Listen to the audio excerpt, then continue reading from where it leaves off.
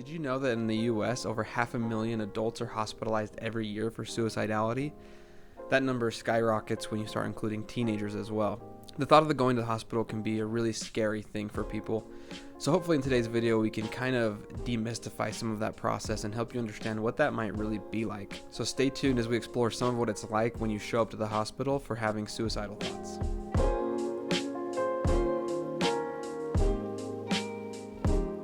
Hello everybody, thank you for joining us for another video. In this episode, we are going to kind of follow up with our levels of care discussion we had in our last episode and talk more specifically about going to the hospital. Going to the hospital is, I think, when we talk levels of care, kind of seen as one of the most, if not the most, kind of intensive action you can take, at least in the short term. So we're going to talk about what it's like when you show up at the hospital, what are they going to do, what are they going to ask you, and how does that process even work? So let's say you guys have a client and you send them to the hospital, or you have a parent take them to the hospital, you encourage that, and the parent says, okay, well, what's going to happen? How do you start explaining that? So the first thing that I would tell them is that you're going to go to the emergency room. That's actually going to be your entry point into the hospital system. You don't make an appointment with your primary care doctor. You go straight to the emergency room for the evaluation. Do you have to go to an emergency room that has an inpatient psychiatric stay option? I don't know. I don't think. I guess not. I would assume not. Yeah. No, you certainly don't. You can go to any of them, but it is worth noting that there are certain hospitals that do have psychiatric beds available, and there are some that do not have psychiatric beds available. But that's one thing you can expect too is, and we'll cover this in a little bit, but whichever hospital you go to, you may not end up staying there if you do end up getting admitted, right? Okay, anyway, I just thought that that'd be a fun thing to throw out there. I actually am glad you threw that out there because I was like, I think I know the answer to this question, but I don't know.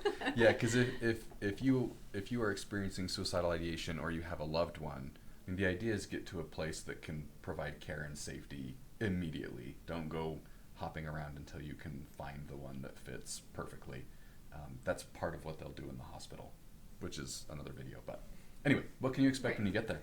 So you get there and you'll sit in the waiting room just like you would for any other situation until they call you back. And then when they call you back, they'll have a specific person come and talk to you to evaluate your current state of mental health and the likelihood of you being a risk to yourself or others. I actually think this is kind of interesting too. Sometimes in hospitals now, this is actually done with a social worker via like a video, right? Oh. It's not always a live person that you're standing there talking to. Sometimes it is somebody over a video that's going to ask you some very specific questions. Yeah, I think my experience with hospitals was previous to COVID. Although I feel like I measure everything based on COVID these days. And I think they were starting to tinker with that right before COVID. So I wouldn't be surprised if that's like more the norm when you go to a hospital, is that it's some kind of telecommunication thing. But yeah, so what'll end up happening is at some point you'll be in the waiting room, and then at some point they will room you. And then you will have somebody come in and do a psychiatric mental health assessment. I'm having this thought. I'm curious if you guys agree with this or if I'm way out in left field. But something that I usually tell folks is that I think the goal of the hospital is actually to help you contract for safety to not be admitted, if you can. The reason I say it that way is I worry that sometimes people think that going to the hospital means they're going to be admitted and means that they're not okay. We'll talk about this in a future video, but how often do you guys hear that somebody was in the psych ward? Right? I was going to bring that up. Yeah, the psych ward. It kind of has this negative and connotation to it, but I think the reality is, and correct me if you guys have other information, but I think generally they will try, their goal is not to hospitalize you. Their goal is actually to help you be okay and go back out. I think that's their preference, is if they didn't have to keep you for an extended stay. And so I think that even before they make that decision to put you into a bed for 6 days or whatever they decide, they're going to try and make some kind of safety plan with you and a loved one or a parent or whoever can make a safety plan with you that will keep you out of the hospital. Right. I think that, and this is different in different countries, but in our country, the idea is that when you go to something like a hospital, they're only supposed to keep you there if they have to keep you there, right? So, like, let's say you break your arm. The hospital isn't going to say, hey, you should just stay for the next 10 days because you broke your arm. The whole point is they want to get you as quickly as you can, supposedly, stabilized and back out into your life. That goes for medical treatment of any kind, but it also goes for a psychiatric stay in a hospital. It doesn't mean that if you go to the emergency room, then you're absolutely getting admitted and you're absolutely staying for X amount of days. That's not what that looks like. And they won't call it a psych ward when you're there. Yeah. In fact, I think my wife said this to me the other day. They don't really call it the ER anymore either. It's now called the ED. Really? Emergency department? Emergency department. Oh. There's kind of been some shift in the language there. So my wife's like, what the heck is the ED? Isn't it the ER? And I'm like, well, actually, good question. No, it's called the ED. It's not what I think. When I think of ED, I think that's something else. But Sure. Okay, so now that we got those out of the way, let's say you're sitting in the room. The person who's going to do the crisis assessment shows up. What do we expect? Yeah, what are they going to talk to you about? So I actually thought it would be interesting to straight up read some of the questions that people are likely to be asked. So this comes from a particular safety assessment that's really popular and used a lot. If you don't get asked these questions with exact wording, like, you don't hold me to it, different people might use a little bit different assessment, but they're all going to be trying to get at kind of the same thing. And I think most of the assessments that I've seen ask fairly similar types of questions. Like, they don't veer too far from this. Right. So the first category is the wish to be dead. So these questions sound like, have you thought about being dead, or what would it be like to be dead? Have you wished you were dead, or wished you could go to sleep and never wake up? Do you wish you weren't alive anymore? And if you answer yes to any of those questions, they're going to ask you to describe those thoughts. The second question has to do with non-specific but active suicidal thoughts. Have you thought about doing something to make yourself not alive anymore? Have you had any thoughts about killing yourself? Again, if you say yes, they're going to ask you to describe those specific thoughts. And if you have said no to both of the questions above, then they're actually going to, that's not the end of the assessment. Sometimes people think, well, if I just tell them no, that I haven't thought about suicide, then they're not going to. Then I'm done. Then I'm done. Yeah. That's actually not that doesn't mean you're done. They might stop asking you questions about your thoughts about suicide, but they would go on to a second portion of this evaluation that we'll get to here in a little bit. So after asking those first couple of questions, then they're going to be trying to determine how likely you are to continue these thoughts and follow through with any kind of a plan or a method or an intent to act. So they will ask you questions about, have you thought about what you would do, or how you would make yourself not alive anymore? What did you think about? When you thought about making yourself not alive anymore, I think it's interesting that that's the phrasing, right? Yeah. Or killing yourself. Do you think this was something that you might actually do? And then finally, they'll ask you about a plan. Have you had any plan of killing yourself? What was your plan? Do you have any parts of your plan worked out? This is just continuing to determine the intensity of the thoughts and the likelihood that somebody will follow through with these actions. So again, just telling somebody that you've had thoughts about not wanting to be alive anymore doesn't mean that you're going to be hospitalized. Yeah. The more intent you are on harming yourself or somebody else, the more likely it is that you will be hospitalized. Yeah, I think we could have a whole video on the way these questions are worded and things, but I think that the main thing they're trying to assess, like you said, is kind of what we call like the, I don't know, maybe that's the wrong word for it, but like the levels of intent, right? We have like, talk about passive ideation, and that's like the thoughts of, well, it would be nice if I could go to sleep and not wake up, right? But it's not very active. And then you move into the active things, and those are kind of those other questions you just asked about, specific plans you've made or actions you've taken, those kind of things. And they're really just trying to gauge, like you said, how much thought has gone into this, and how likely is it that if I let this person go home that they really will follow through with some of these attempts. Right. Again, just efforts to see if there has to be some kind of a medical intervention for you to be stabilized. Yeah. So then they're going to ask you a couple of questions about the intensity and frequency of your ideation. So when you have these thoughts, how intense does this feel?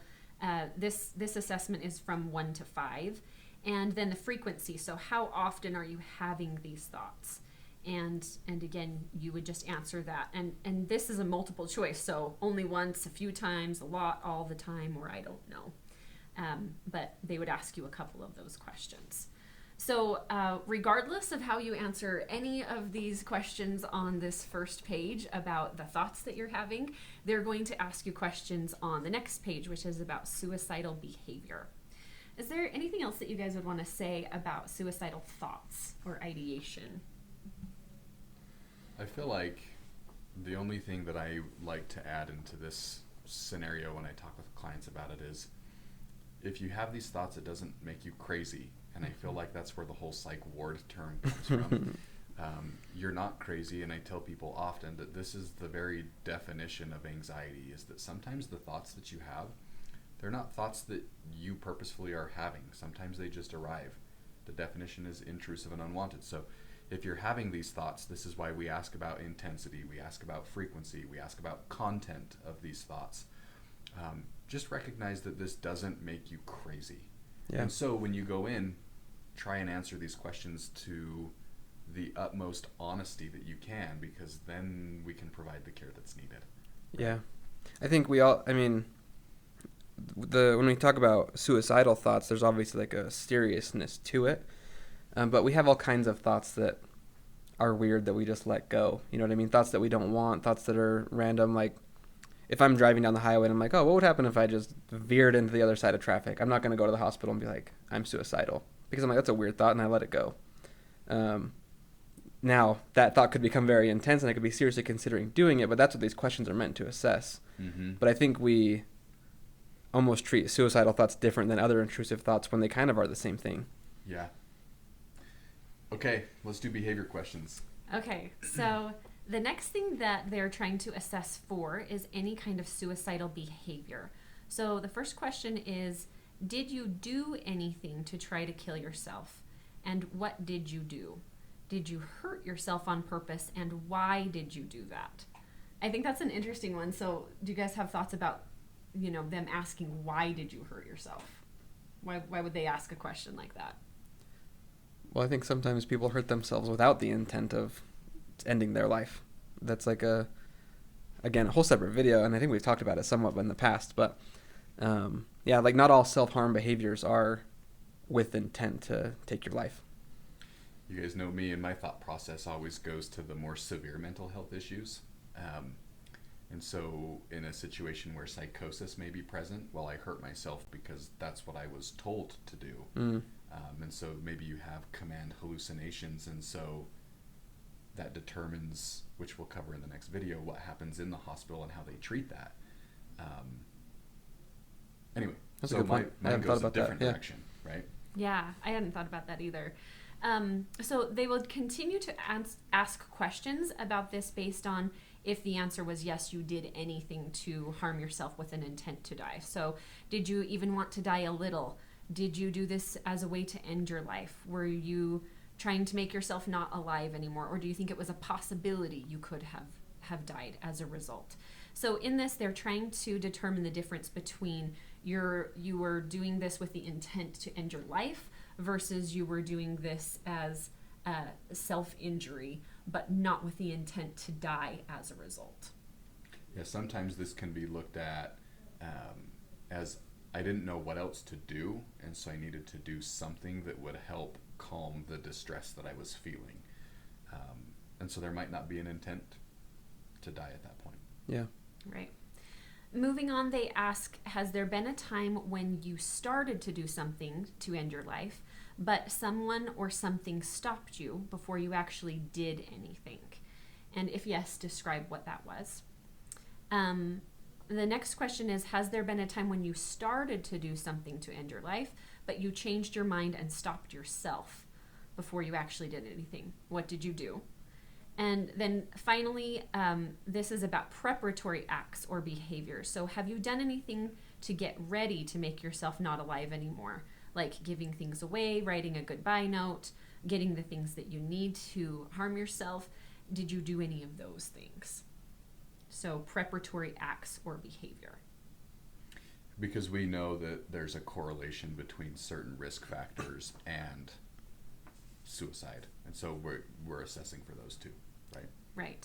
And then they would be assessing the actual lethality of what it is that you were attempting to do. So obviously, if somebody is sitting holding a loaded gun, that is going to have a higher incidence of mortality than as if somebody were to do something different, right? Like some of the things that we hear sometimes are like take medication, but we only took just a couple of extra medication. The actual lethality and risk between those two things are a bit different, even if the intent was the same. So they're going to also be assessing how risky whatever those behaviors are. Yeah. And certain, or I think one that we hear a lot too is like certain medications that aren't likely to kill you anyway, even taken in a large dose, but people will do it in an attempt, right? And the lethality of that is going to be a lot lower than some other options. Right. So here's the questions they ask, right? Yeah, so then what happens? Yeah. So I think that's a good question. And I would say, like, we went over these questions, but this is really based on suicidality, if that's the thing that you're coming in and presenting with. Now, if there were concerns about harming somebody else, or if there were concerns about something like a psychotic episode, obviously there are going to be additional questions, right? There are going to be other things that they're trying to evaluate, but this is specifically gauged around suicide behavior. So it doesn't mean this is the only questions they could ask you. This just means that this is what you can expect as far as that goes. That's why I think a lot of times they question the content if it's a yes or no question. Yeah. And I think obviously this is going to be the most likely category to lead you to stay at the hospital, right, is suicidality. But anything, it's always regarding safety, your safety. But like you mentioned, like if harming someone else too, could be grounds to be hospitalized. The only other thing I've ever seen anyone be admitted to the hospital for that wasn't these categories was they weren't keeping up on, like, they weren't showering or brushing their teeth or like basic self-care. Like they were doing none of that. And so they were actually admitted to kind of work on some medication things. But yeah. So after you finish all of the assessment questions, that's when whoever is doing the evaluation, they might have some other additional testing that they might do. But that's when they're going to make a decision about whether you will be admitted to the hospital or not. So if you're not admitted to the hospital, what happens? They're probably going to do some kind of safety plan contract that you'll probably have to sign. They'll provide you with a list of handout or resources. Thank you. A list of resources. Yeah, I was totally like not there. I mean, they are handouts. They are handouts. But list of handouts didn't sound right. They'll probably provide you with some resources, point you in directions to get help that you need. But there will probably be a contract and for safety that they do. And usually I feel like those have things like line of sight supervision with somebody else or removing certain objects, locking up medication. Those are kind of the common safety plan things that I think we see. Right. And they hopefully will refer you to follow up with some kind of mental health care provider that you can see in an outpatient setting. But they don't necessarily set up any of those appointments for you. It would be your job to then set those up. Yep. Okay, so what if you're admitted? That's a whole video in and of itself. Yeah, I think we'll talk about that on what we're about to film next, but what you will see in 2 days. Does that sound good? I think that sounds good. But if that decision is made that you will be admitted, then like any other patient at the hospital, you will then be taken to a different area of the hospital, and then treatment will be planned out and provided for you. Yeah, and it's not called the psych ward. I think, if I'm not mistaken, right now it's called the behavioral health unit. But yeah, I think that's what it's called. Yeah. Yep. Okay. Well, thank you everybody for joining us for this episode. If you have any questions or comments, we'd love to talk to you guys, and we'd love to answer any questions we can. So if you enjoyed it, please like and subscribe, and we'll see you on the next episode. Thanks. Bye.